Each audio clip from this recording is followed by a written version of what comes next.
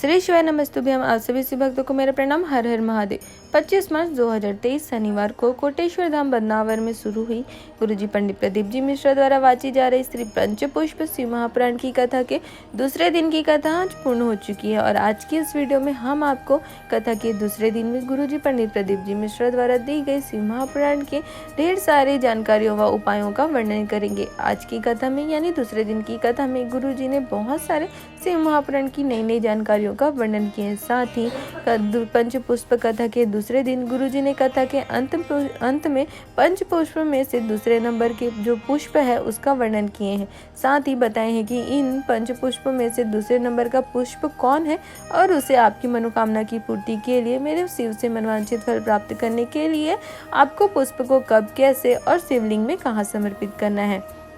इन सब की जानकारी आपको आज की इस वीडियो में मिलने वाली है। साथ ही इस छोटे से वीडियो से आपको पंचपुष्प श्री महापुराण की कथा के दूसरे दिन के 3 घंटे की कथा को रसवादन करने का फल, उसका पुण्य भी आपको प्राप्त होने वाला है। साथ ही आपको बता दें कि अगर आप गुरुजी पंडित प्रदीप जी मिश्रा द्वारा शिव महापुराण की कथा में दिए गए विशेष बातों का स्मरण रखते हो, उसे अपने जीवन में उतारते हो, उसका पालन करते हो, तो शिव महापुराण की कथा कहती है कि यह निश्चित है कि आप शिव तत्व को प्राप्त कर सकते हो। साथ ही गुरुजी द्वारा बताए गए शिव महापुराण की इन विशेष उपायों को करके आप मेरे भोलेनाथ का आशीर्वाद, उनकी कृपा प्राप्त कर अपने जीवन के सारे दुख, तकलीफ, कष्टों को दूर कर अपने जीवन में आनंद और सुख की प्राप्ति कर सकते हो। तो दूसरे दिन की कथा में गुरुजी ने पति पत्नी के बीच जो लड़ाई हो रही हो, विवाद चल रहा हो, तो उसे खत्म करने के लिए प्रेम बढ़ाने वाले और मनोकामना पूर्ति वाला एक नया उपाय बताए हैं, जिसका वर्णन हम आपको आज की इस वीडियो के अंत में करेंगे और आपको यह जानकारी भी देंगे कि यह उपाय आपको कब, कैसे और कहाँ करना है।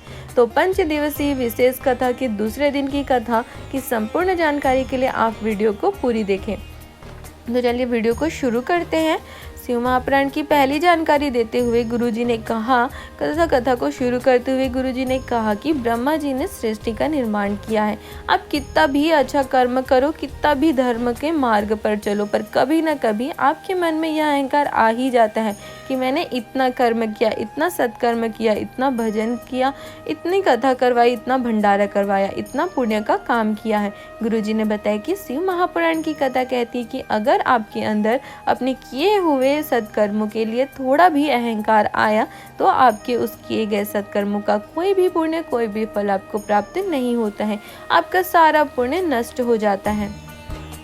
दूसरे शिव महापुराण की जानकारी देते हुए गुरुजी ने कहा कि जिस प्रकार बगीचे में लगे हुए सुंदर फूलों को ही आप तोड़ते हो, जिसमें सुगंध अच्छी हो, जो अच्छी दिखे, उसी ही पुष्प को आप तोड़ते हो और भगवान को समर्पित करते हो, और जिस पुष्प में सुगंध नहीं होती, जो अच्छा नहीं दिखता, उसे छोड़ देते हो। तो शिव महापुराण की कथा कहती है कि उसी प्रकार मेरे महादेव भी, जिसने हृदय से शिव की भक्ति की होती है, शिव जी पर एक लोटा जल चढ़ाया होता है, नाम जाप करता है, मंत्र जाप करता है, जिसका हृदय बहुत सुंदर होता है, कोमल होता है, जिसके हृदय में कोई भी छल प्रपंच नहीं होता, कोई कपट नहीं होता, उस व्यक्ति को ही मेरे महादेव पकड़ते हैं, उसे ही महादेव स्वीकार करते हैं और उसको अपने पास रखते हैं।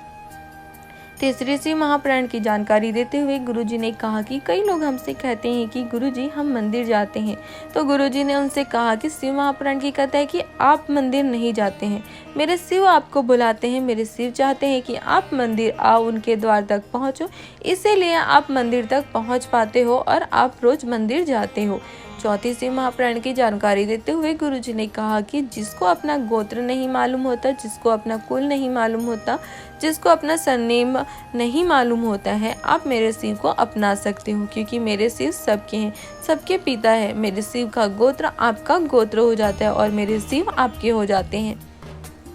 5वीं शिव महापुराण की जानकारी गुरुजी ने कहा कि यदि आप शिव जी पर एक लोटा जल चढ़ा रहे हो, यदि आप शिव जी पर एक बेलपत्री चढ़ा रहे, यदि आप मेरे शिव जी पर एक अक्षत धतूरा चढ़ा रहे हो, यदि आप मेरे शिव को अपना बनाना चाहते हो, यदि आपने प्रबल निश्चय कर लिया है, ठान लिया है कि मुझे शिव चाहिए ही, तो यह निश्चित है कि आपको शिव प्राप्त हो ही जाएंगे।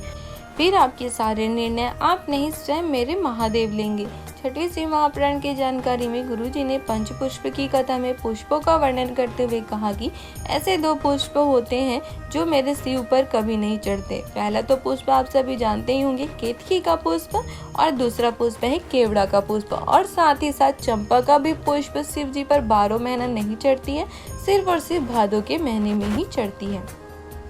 7वीं महापुराण की जानकारी देते हुए गुरुजी ने बताया कि कोई भी व्यक्ति कोई भी काम करे, कोई भी कर्म करे, आपको कभी भी किसी की निंदा नहीं करना चाहिए, क्योंकि शिव महापुराण की कथा कहती है कि अगर आप किसी व्यक्ति की निंदा करते हो, किसी को अपशब्द कहते हो, तो उस व्यक्ति के द्वारा किए गए सारे पाप आपके खाते में आ जाते हैं और फिर आपको भी उस व्यक्ति के किए गए पापों का फल भुगतना पड़ता है। जिस प्रकार केवड़ा और चंपा का पुष्प दिन भर केतकी के पुष्प की निंदा करते रहते थे। केतकी ने भगवान शंकर से झूठ बोला था, इसलिए भगवान शिव ने उसे श्राप दिया था कि केतकी का पुष्प कभी भी मेरे ऊपर समर्पित नहीं की जाएगी। और उसी केतकी का निंदा का स्मरण चंपा और केवड़ा का पुष्प कर रहे थे, इसलिए केतकी के किए पापों का फल इन्हें भी भुगतना पड़ा। और भगवान शंकर ने भी इनकी निंदा करने के कारण,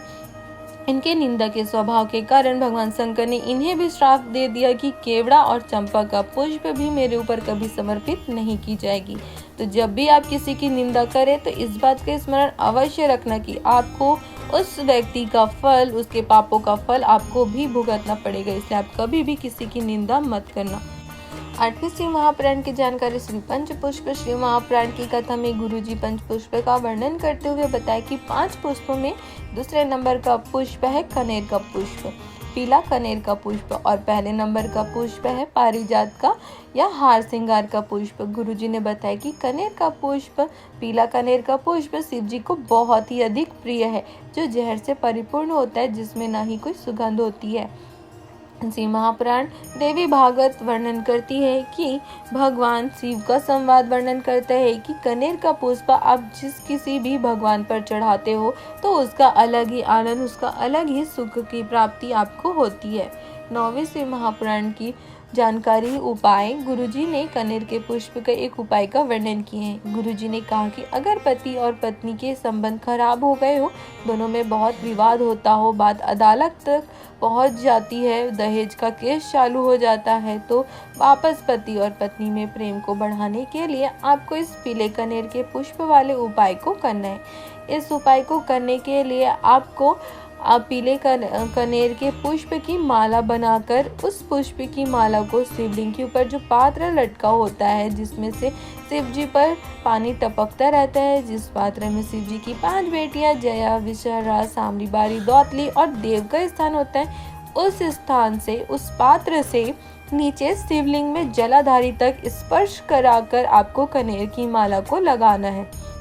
शिव महापुराण की कथा कहती है बस इस तरह से ऊपर जो जलाधारी वाला पात्र लटका होता है, टंगा होता है, जिसमें शिव जी की 5 बेटियों का स्थान होता है, उस पात्र से लेकर नीचे जलाधारी तक अगर आप स्पर्श करके कनेर के माला को लगा देते हो तो आपका कितना भी विवाद क्यों ना चल रहा हो, कितनी भी बात अदालत तक क्यों ना पहुंच गई हो, यह उपाय करने से आपके संबंध में प्रेम बढ़ना शुरू हो जाता है और सारा विवाद समाप्त हो जाता है। यह आपको शिवरात्रि के दिन प्रदोष काल के समय में ही आपको इस उपाय को करना है।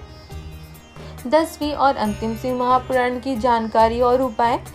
कनेर के पुष्प का वर्णन करते हुए गुरुजी ने एक और उपाय बताया। गुरुजी ने कहा कि अगर भाई भाई में विवाद चल रहा हो, प्रॉपर्टी को लेकर, पैसे के लेकर या किसी अन्य कारण से दोनों में संबंध बिगड़ रहे हो या आपके बहुत ज़्यादा दुश्मन बढ़ रहे हो, तो भी आपको मात्र शिव जी पर एक कनेर का पुष्प समर्पित करना है। अगर आप शिव जी पर, शिव महापुराण की कथा कहती है कि अगर आप शिव जी पर रोज एक कनेर का पुष्प समर्पित करते हो तो आपके सारे संबंध सुधरने लगते हैं और आपके दुश्मन भी कम होने लगते हैं। शिव महापुराण की कथा कहती है कि कनेर का पुष्प सुख देने वाली, आनंद देने वाली होती है। तो ये थी श्री पंचपुष्प शिव महापुराण की कथा के दूसरे दिन की कथा की संपूर्ण जानकारी, सारे उपायों की जानकारी और साथ ही सारे विशेष बातों की जानकारी। अगर आपको कथा के दूसरे दिन की ये संपूर्ण जानकारी अच्छी लगी हो तो आप हमारी वीडियो को लाइक कर सकते हो और अपने परिवार वालों के साथ या अन्य शिव भक्तों के साथ इसे शेयर भी कर सकते हो, ताकि उन्हें भी कथा के दूसरे दिन की संपूर्ण जानकारी प्राप्त हो सके, उन्हें भी कथा का रसास्वादन करने का फल, उसका पुण्य प्राप्त हो सके। और वो भी कनेर के पुष्प के इन उपायों को करके भगवान भोलेनाथ मेरे शिव शंभू का आशीर्वाद, उनकी कृपा प्राप्त कर अपने जीवन के सारे दुख तकलीफ कष्टों को दूर करके जीवन में आनंद और सुख की प्राप्ति कर सके।